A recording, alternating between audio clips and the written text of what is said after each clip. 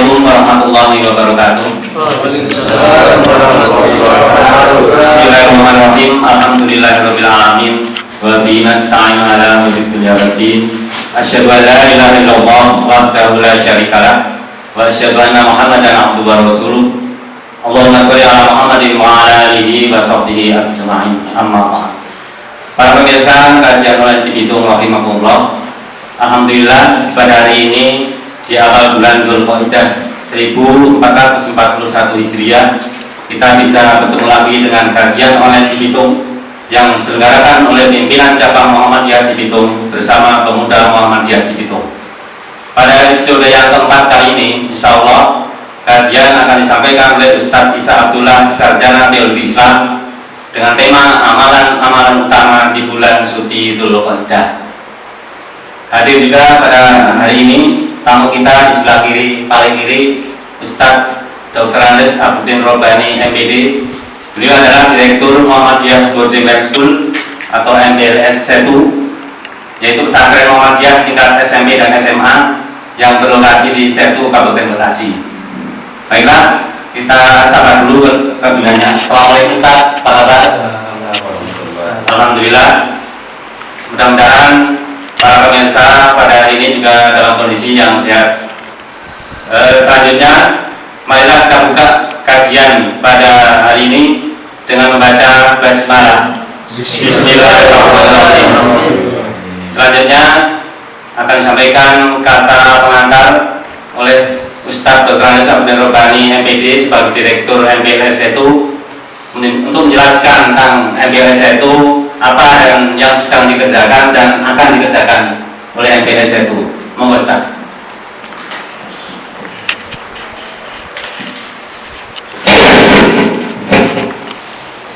Bismillahirrahmanirrahim. Assalamualaikum warahmatullahi wabarakatuh. Waalaikumsalam warahmatullahi wabarakatuh. Innal hamdalillah khaliqul anam wa hakimul hukam wa ja'ilul nuri wal dhalam.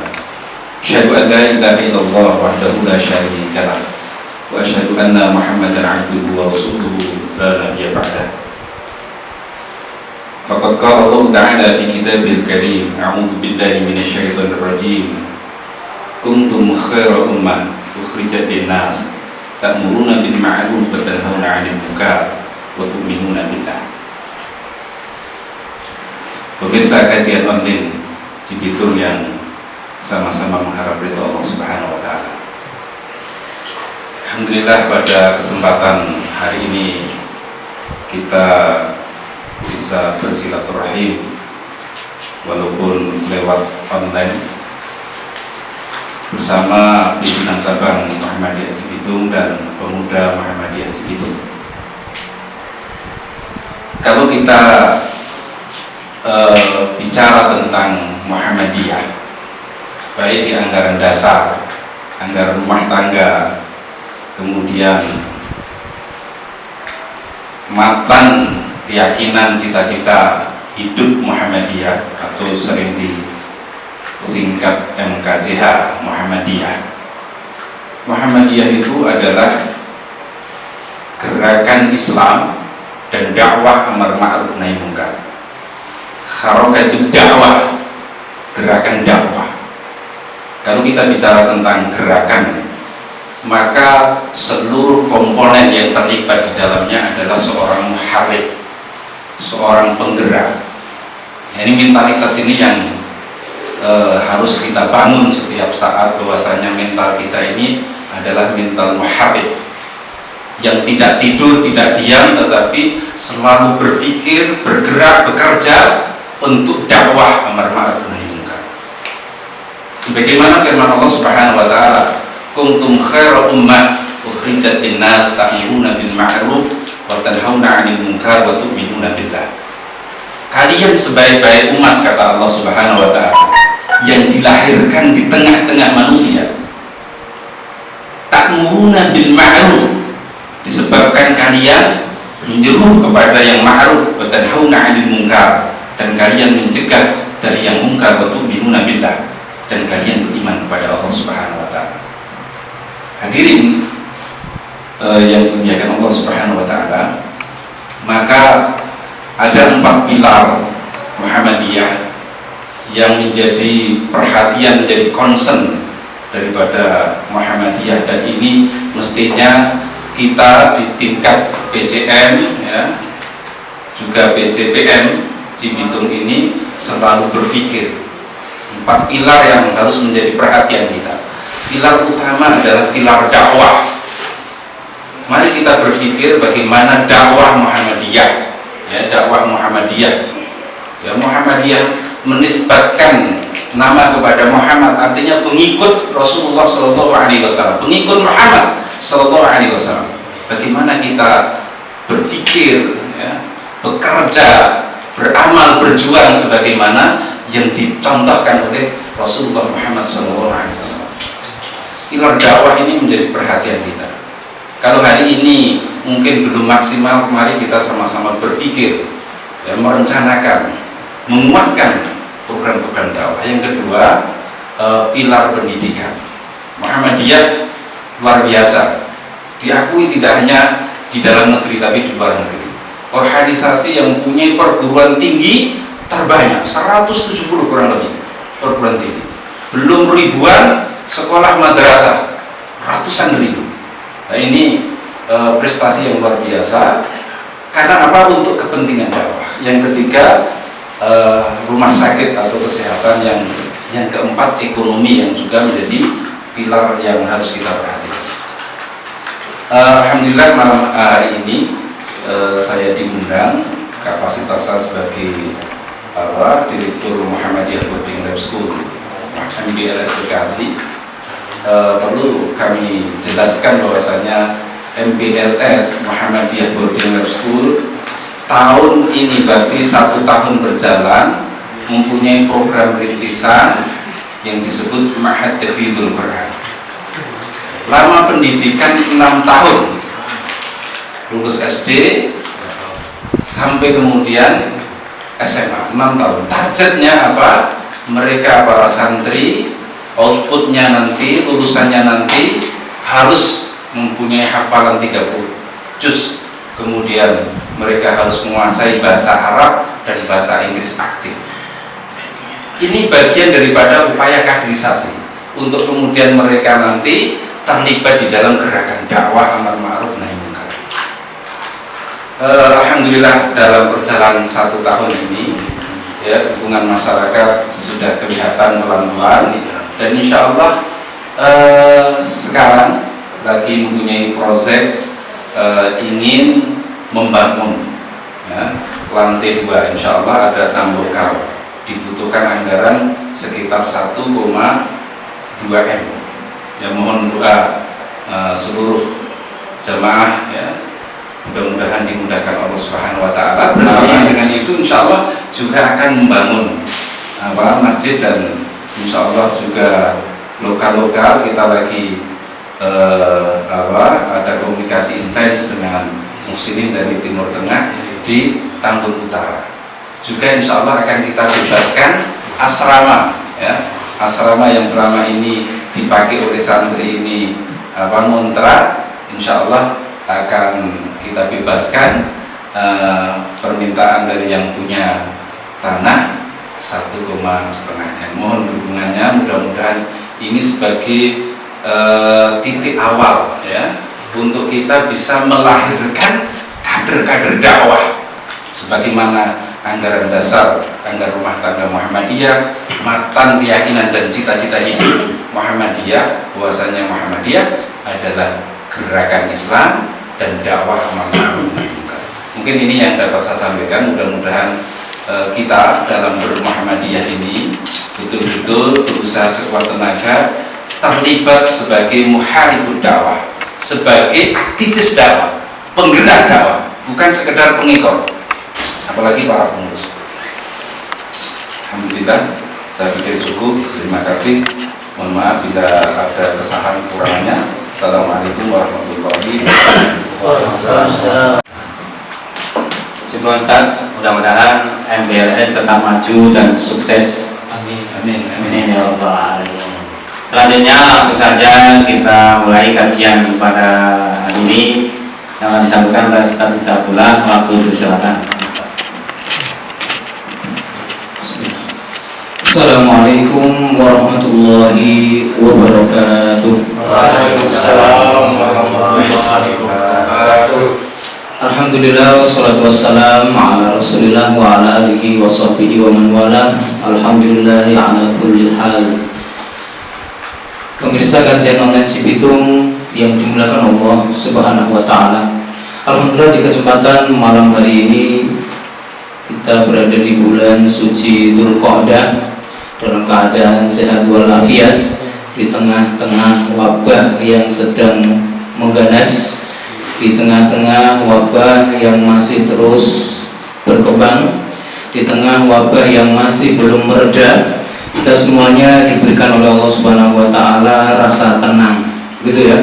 Tenang bukan karena nggak tahu, tenang bukan karena tidak peduli, tenang bukan karena kita nggak pernah baca berita, tahu kalau sekarang itu yang kena 40 ribuan, tapi muncul rasa tenang. Mudah-mudahan rasa tenang ini dari Allah.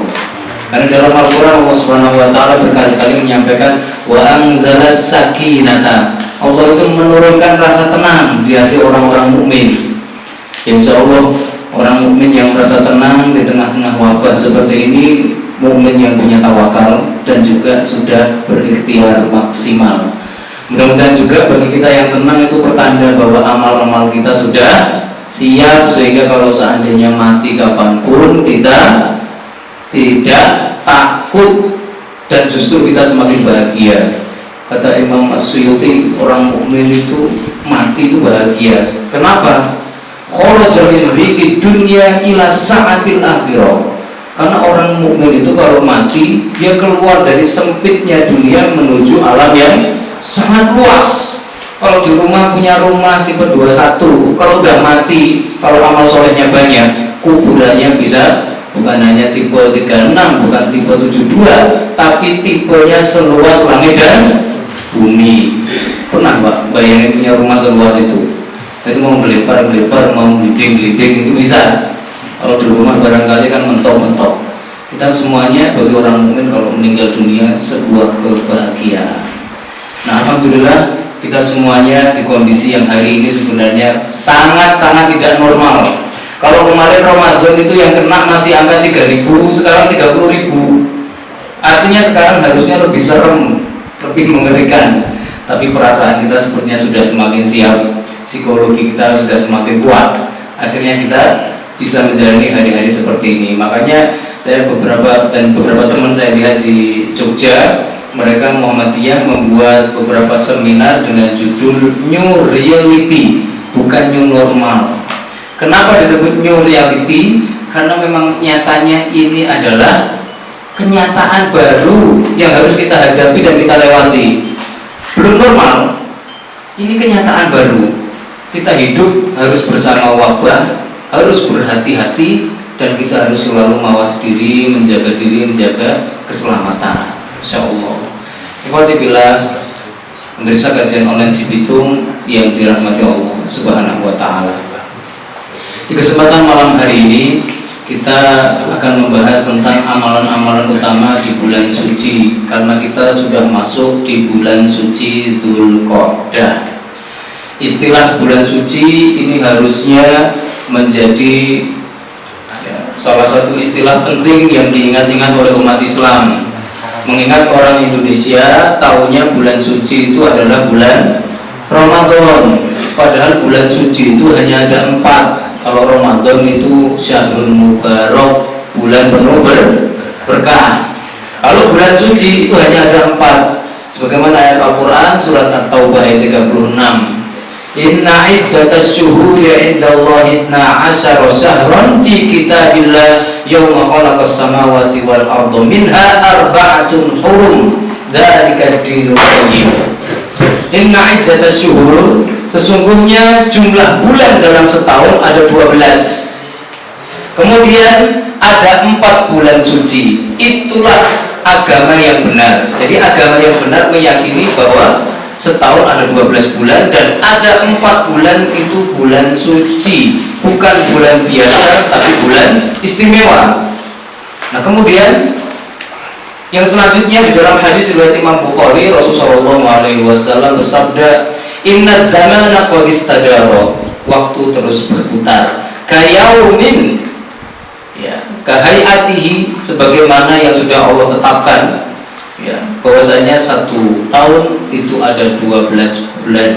Dari 12 bulan itu yang 4 bulan adalah bulan suci, 3 bulan berturut-turut yaitu Dzulqa'dah, Dzulhijjah dan Muharram, kemudian dan Rajab Mudhar, yang selanjutnya adalah bulan Rajab yang diagungkan oleh Mudhar, baina Jumada wa Sya'ban, yang terletak antara Jumadil Akhir dan bulan Sya'ban. Hadis riwayat Imam Bukhari. Artinya umat Islam harus mengagungkan bulan ini dan harus memperlakukannya beda dengan bulan-bulan yang lain. Kalau sampai umat Islam memperlakukannya sama, khawatirnya kita nggak tahu ternyata kita numpuk dosa yang sangat besar. Mengapa demikian? Al-Imam Ibnu Katsir, juga Imam Al-Qurtubi, juga Imam Qatadah, dan juga para ahli tafsir lainnya mengatakan bahwa di bulan-bulan suci itu dosa-dosa manusia dilipat gandakan, sebagaimana amal soleh juga nilainya dilipat gandakan. Artinya kalau kita berbuat dosa, baik dosa pada diri maupun pada orang di bulan suci ini, maka nilainya lebih berat karena nilainya lebih tinggi. Begitu juga saat kita beramal soleh, sedekah di bulan suci nilainya lebih berat dibandingkan di bulan-bulan yang lain yang biasa. Dari situlah maka di kesempatan kali ini mari bersama-sama kita untuk tidak ketinggalan mendapatkan dan meraih pahala maksimal di bulan suci ini, terutama di tengah masa wabah, masa susah, di mana banyak orang yang mengeluhkan secara ekonomi, mengeluhkan secara pendidikan, banyak juga orang yang mengeluh karena tidak bebas. Maka kita semuanya bisa tetap melakukan amalan-amalan yang terbaik, dan insya Allah keluar dari bulan suci, nanti keluar dari bulan Muharram, kita sudah membawa banyak sekali pahala. Disinilah maka kesempatan malam hari ini saya mengajak kepada pemirsa kajian online Cibitung dan juga saudara-saudara sekalian untuk bersama-sama membahas tentang amal-amal apa yang harus kita lakukan di bulan suci ini agar kita semua mendapatkan pahala yang terbaik dan terbanyak. Tentunya kita sebagai umat Islam patut untuk bangga karena kita semuanya diberitahu oleh Allah kalau bulan ini adalah bulan suci. Dan ingat, bulan suci dan kesucian 4 bulan ini sudah Allah tetapkan sejak zaman Nabi Adam. Jadi Allah sudah mengajarkan bahwa setahun itu ada 12 bulan itu pada Nabi Adam, lalu turun-temurun kepada para nabi, kemudian turun-temurun sampai Nabi Muhammad. Kalau di Arab sebelum Nabi kan udah 12 bulan, karena sebelum Nabi itu Arab juga sudah ada Nabi, yaitu Nabi Ibrahim dan Nabi Ismail. Artinya kalau ada tradisi-tradisi Arab kok ternyata cocok dengan Islam, kemungkinan besar itu ajaran Hanifiyah, ajaran yang pernah disampaikan oleh Nabi Ibrahim dan Nabi Ismail, dakwah Ismail dan dakwah Ibrahim alaihissalam. Jadi disinilah barakallahu fikum, kita semuanya melihat penting sekali bagi kita untuk bersyukur pada Allah, kita diberitahu dan dituntun. Coba kalau kita perhatikan Barat, mereka itu nggak tahu awalnya kalau bulan itu ada 12, makanya bulan ditambah-tambahin seenaknya, begitu ya. Sampai ada salah seorang lulusan Vatikan itu menyampaikan awalnya bulan di Barat itu cuma 9. Melihat umat Islam sudah maju dengan 12 bulan dan ternyata tepat menurut hitungan astronomi, akhirnya mereka, kita malu sama umat Islam kalau tetap mempertahankan bulan segini, tambahin biar jadi 12. Akhirnya mereka memaksain bulan beredar yang berdasarkan peredaran matahari atau kalender Gregorian atau Syamsiah, mereka paksakan juga 12 bulan. Akhirnya setiap 4 tahun sekali terjadilah yang namanya tahun kabisat, yang tahunnya ya, jadi karena beberapa waktu lamanya begitu ya, akhirnya tambahan-tambahan dan pengurangan itu numpuk sehingga akhirnya mengurangi hari berkawafikum. Nah, disinilah kita semuanya alhamdulillah dituntun oleh Allah untuk mengenal bulan yang benar. Dzalika dinul qayyim, itulah agama yang benar. Agama itu ngurusin kalender. Makanya harusnya ya, umat Islam itu ya terbiasa dengan kalender Hijriah. Sehingga kalau masuk bulan Dzulqa'dah, hawa-hawa bulan suci itu kerasa. Dulu para sahabat Nabi merasakan betul kalau masuk bulan suci, mereka tahu aturan utama bulan suci itu dilarang perang. Jadi kalau sudah mau masuk bulan Dzulqa'dah, mereka udah siap-siap, pedang ditaruh, tombak ditaruh, senjata ditaruh. Kemudian harus belajar jadi orang yang tidak suka tengkar, harus belajar jadi orang yang menciptakan perdamaian. Yang punya dosa salah segera minta maaf. Pokoknya pikirannya begitu. Begitu masuk bulan suci. Nah, kita karena kebiasaan pakai kalender Gregorian atau kalender Masehi, akibatnya kita nggak melihat ada sakral-sakralnya. Apa sakralnya bulan Januari? Nggak ada. Februari, Maret, April, Mei, Juni, Juli, Agustus, ya. Dan paling kalau masuk Agustus itu Agustusan, begitu ya. Tapi untuk yang lain kita nggak pernah punya perasaan apa-apa dengan bulan itu.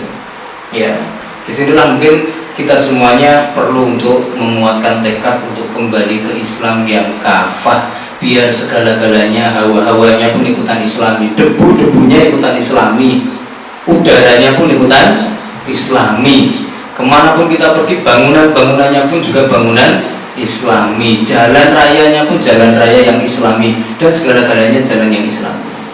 Ya, barakallahu fikum.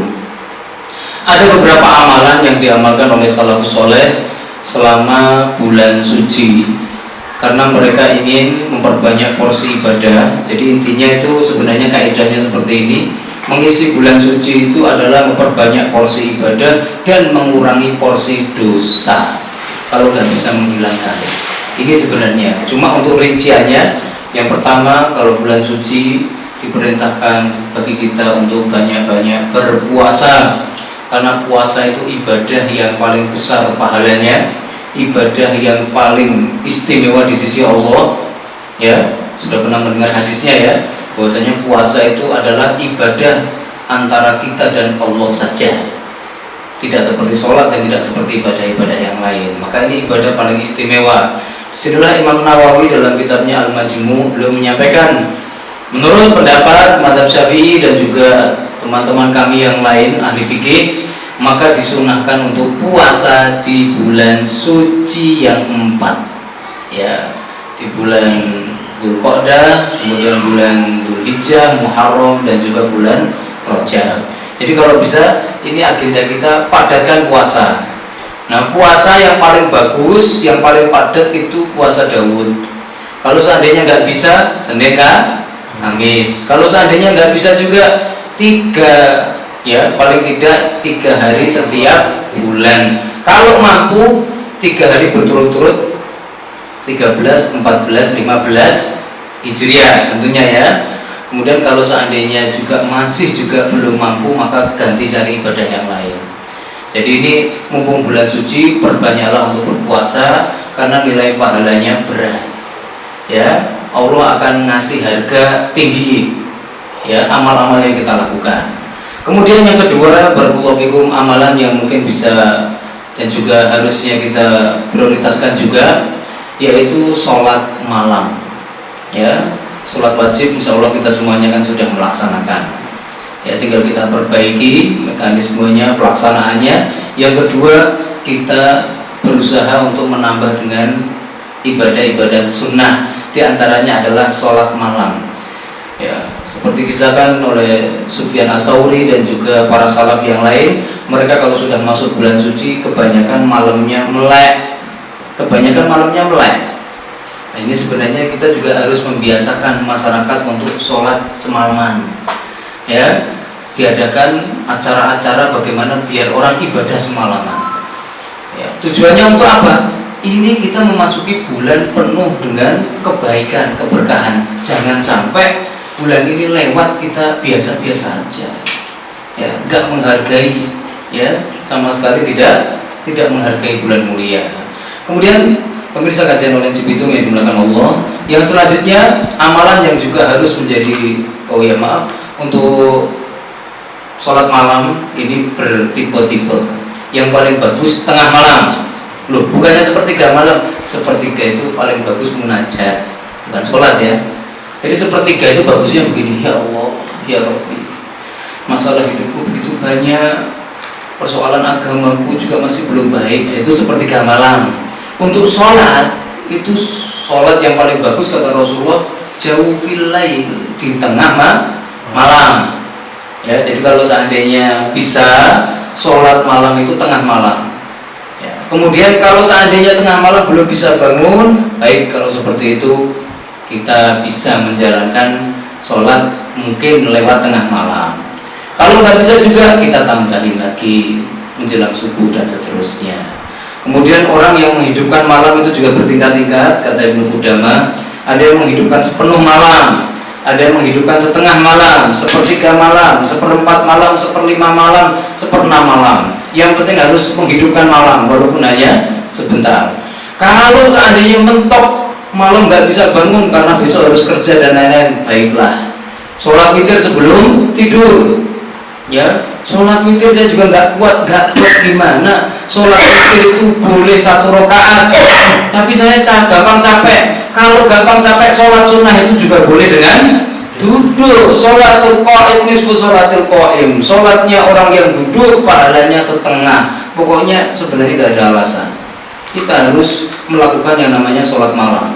Kalau mentok juga nggak bisa, kata Ibnu Qudamah, baik sholatlah isya dan sholat subuh berjamaah. Siapa yang sholat isya berjamaah seakan-akan menghidupkan setengah malam. Siapa yang sholat subuh berjamaah seakan-akan menghidupkan setengah malam. Siapa yang sholat isya dan subuh berjamaah seperti menghidupkan semalam suntuk. Maka paling tidak berjamaah. Ini bagi yang benar-benar tidak mampu untuk sholat malam. Tapi insya Allah lah, ya, alaikum biqiyamil lail fa innaha da'us sholihin. Hendaklah kalian melaksanakan sholat malam, karena sholat malam itu kebiasaan orang-orang soleh. Dan kita sudah sama-sama mengkaji beberapa waktu yang lalu, yang bakal menghuni surga itu cuma 4, yaitu para nabi, para siddiqin, para syuhada, dan orang-orang soleh. Nah, kalau kita nggak menghiasi diri dengan ya indikator-indikator orang soleh, ya kita mau masuk mana besok ini? Kita sholat malam. Kalau seandainya nggak mampu 2 rakaat sholat malam ditambah 1 rakaat sholat witir sudah cukup. Kalau seandainya benar-benar nggak mampu, yang penting jangan sampai malam. Jadi di dalam hadis yang sahih riwayat Ibnu Majah, Rasulullah SAW menyampaikan, Innallaha yubghidu kulla ja'dhariyin jawad jifatun bil laili wa himarun bin nahar. Allah Subhanahu wa taala enggak suka dengan orang-orang yang kaku, kasar dan angkuh. Orang-orang yang kalau malam seperti bangkai, kalau siang seperti keledai. Yang pas itu bagi kita, malam kita seperti ruhban, kalau siang seperti singa. Ya, malamnya seperti ahli ibadah, siangnya seperti singa. Jangan kayak tadi, malamnya kayak bangkai, siangnya kayak keledai. Maksudnya apa nih? Keledai itu yang paling utama pokoknya nyari makan doang, udah nggak mikir, ya sama sekali nggak memikirkan apapun kecuali makan. Malamnya tidur, nggak mikir apapun kecuali tidur. Nah, harusnya kita ini ya berpikir bagaimana biar siangnya seperti singa, ya. Jadi siangnya berpikir untuk mengakuisisi, menguasai, berpikir untuk makin cerdas, menjadi raja di dunia. Kemudian malamnya kita seperti ruhban, para ahli ibadah yang menghidupkan malam dan tidak pernah melewatkan malam dengan tidur-tiduran. Di dalam hadis, di dalam ayat Al-Quran surat As-Sajdah, Allah Subhanahu wa taala berfirman, tatajafa junubuhum 'anil madaji. Calon penghuni surga itu cirinya mereka kalau malam perutnya jauh dari kasur. Ya, ciri ahli jannah yang bakal mendapatkan surga, ya, itu diantaranya adalah kalau malam perutnya jauh dari kasur. Nah, kalau kita malam perutnya nempel kasur terus, enggak punya ciri-ciri gitu. Ya, jadi kalau seandainya di akhirat nanti pakai barangkali ya, pakai indikator yang ditembakkan di kepala, ciri-ciri orang soleh begitu ya. Malaikat kalau pakai itu nggak ada ciri-cirinya, ini nggak boleh masuk nanti.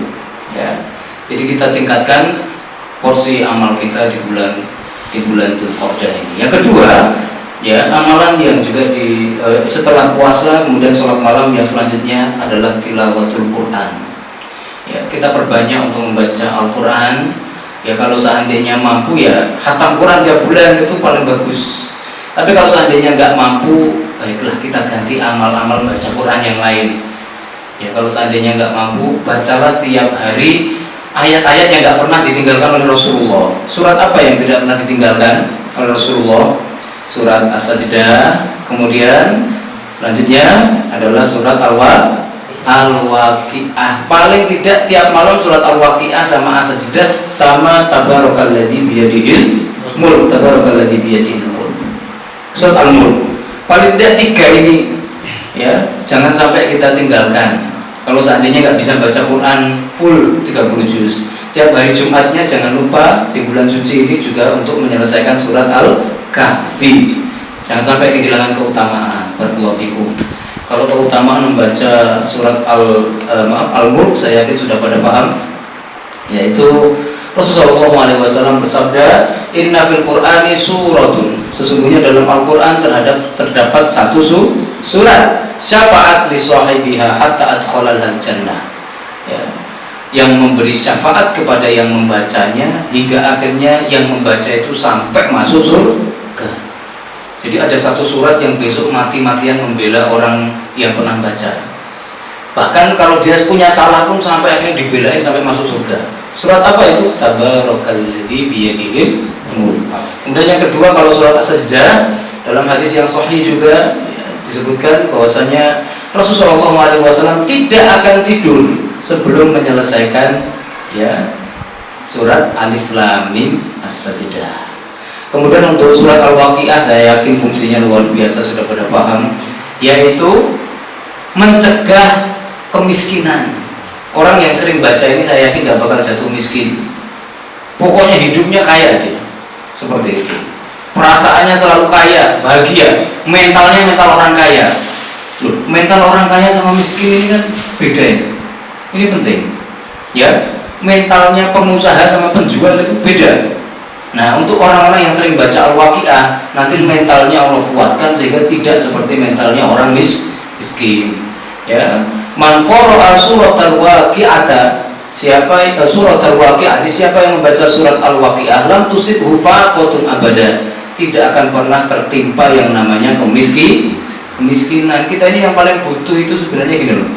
Orang itu bisa nggak miskin itu selama masih punya ide untuk kaya, kan begitu ya. Nah, ide itu yang paling susah keluar.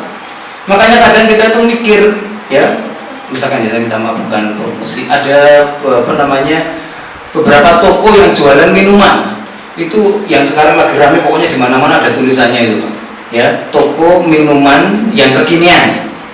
Itu dia menemukan ide itu tuh masya Allah luar biasa, bisa ketemu itu loh. Sampai akhirnya sekarang tuh omsetnya per bulan itu bisa mencapai 4,5 M, atau mungkin sekarang sudah 15 M. Itu minuman minuman kekinian itu, yang warna-warni itu loh ya, merah, kuning, hijau, orange itu ya. Itu ternyata sekarang omsetnya udah mencapai 15 M tiap bulan. Nah, dia kok bisa menemukan itu? Nah, itu ide itu. Dari mana munculnya ide? Itu kan pemberitahuan dari Allah. Bagi orang yang suka membaca Al-Waqi'ah, insya Allah nggak kekurangan jalan dalam menghadapi masalah ekonomi kehidupan. Kadang-kadang kan kita seringkali kalau masalah ekonomi ini macet dan mentok begitu ya. Nah, coba buka dengan banyak-banyak membaca surat Al-Waqi'ah. Abu Bakar As-Siddiq suatu ketika sebelum meninggal menangis. Lalu kemudian ada beberapa sahabat bertanya, ada apa wahai Abu Bakar? Apa kamu khawatir tentang anak-anakmu setelah kamu tinggal nanti makan apa? Abu Bakar menjawab, enggak ada yang aku khawatirkan. Untuk apa saya khawatir? Orang anak-anakku sudah aku ajari surat Al-Waqi'ah. Begitu ya. Jadi ini pusaka biar enggak miskin. Kalau anak ditinggalin duit banyak, itu masih ada potensi untuk habis. Kalau enggak kita kasih pusaka biar enggak miskin, Mbak, habis. Ya, bapak ibunya kaya, ya, tapi anaknya ternyata tidak bisa mengendalikan diri dalam persoalan ekonomi. Akhirnya apa? Ya bisa habis, benar-benar habis. Maka kita bekali yang terbaik untuk anak-anak, di antaranya itu. Kemudian kalau seandainya mentok juga, kayaknya saya juga nggak bisa lah masuk ke surat begini ya, Alif Lam Mim As-Sajdah, mungkin Tabarok dan juga surat Al-Waqi'ah kayaknya berat. Ya udah kalau nggak begitu, setiap malam paling tidak baca kulhu. Ya, Rasulullah SAW menyampaikan dalam hadis riwayat Imam Muslim, ayat bisu ahadukum ayyaqra suratul Qur'an. Kalian apa nggak mampu membaca sepertiga Quran tiap malam? Wahai Rasulullah, sepertiga Quran itu 10 juz, siapa yang kuat baca tiap malam? Rasul menyampaikan, qul huwallahu ahad ta'dilu sulutsal Quran. Qul itu setara dengan sepertiga Quran. Nah, paling enggak ya tiap malam selama bulan suci ini jangan lupa membaca qul huwallahu ahad sebelum tidur. Pahalanya setara dengan sepertiga Al-Quran. Nah, kalau mampu 3 kali, mantep itu dapat pahala yang seberat hatam Al-Quran. Saya bebas ditanya untuk mengkonfirmasi, apakah benar saya orang baca qul 3 kali itu dapat pahala seperti hatam Quran? Saya bebas menjawab, betul. Wa iksaru min dzalika fihi khairun katsir. Memperbanyak baca qul itu luar biasa, banyak kebaikan. Artinya ini sudah dikonfirmasi para ulama bahwa memang baca qul 3 kali setara dengan Al-Quran, gitu ya.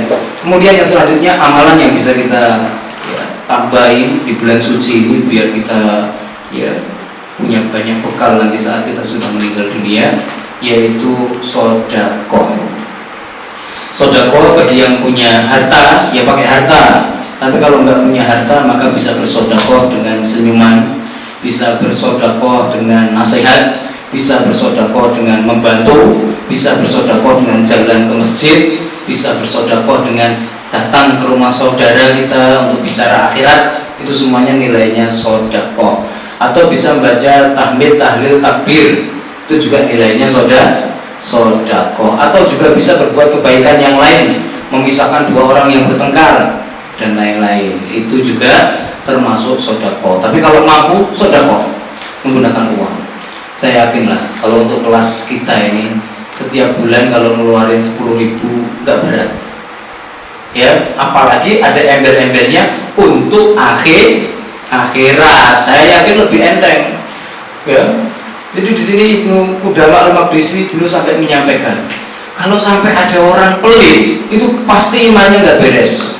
Karena Rasul menyampaikan dalam hadis riwayat Imam At-Tabrani, la sinfani la yastami'ani. Ada 2 hal nggak mungkin ngumpul dalam satu raga, al-iman wal bukhul.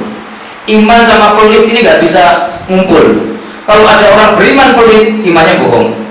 Kalau ada orang misalkan orang pelit ngaku beriman, berarti itu bohong juga. Intinya iman sama pelit nggak bisa ngumpul. Orang beriman pasti pemurah, orang pelit itu pasti munafik, ngaku-ngaku mukmin. Makanya dalam Al-Quran Allah sendiri menceritakan orang munafik, wala yunfikuna illa wa hum karihun. Orang munafik itu benci infak, nggak seneng sama yang namanya infak, tarikan mulu, begitu ya. Apa begitu? Melihat orang ngemis itu bawaannya emosi dia. Kalau orang mukmin mampu dikasih, nggak mampu dia berpikir, andai saya punya duit saya kasih. Begitu orang mukmin ya, hatinya lebih baik ketimbang lahiriahnya. Jadi dalam hal ini barakallahu fikum, ini jadi amalan ya pada pemirsa kajian online Cibitung, tolong diperhatikan, sedekah dibiasakan. Kan ada tuh sekarang program-program berbagi hari Jumat itu ya. Nah, sebulan kan ada 4 kali. Nah, kita nyumbang entah 10.000 ya, atau kalau mampu 20.000, kalau nggak mampu 5.000, tidak masalah. Ya, tujuannya untuk apa? Itu semuanya untuk kebaikan kita sendiri. Ya, sedekah ini jadi penyelamat. Sedekah itu bukti keimanan. Nah, dalam hadis riwayat Imam Muslim Rasul bersabda, was-shadaqatu burhan. Sedekah itu bukti kamu punya iman. Ya, punya iman.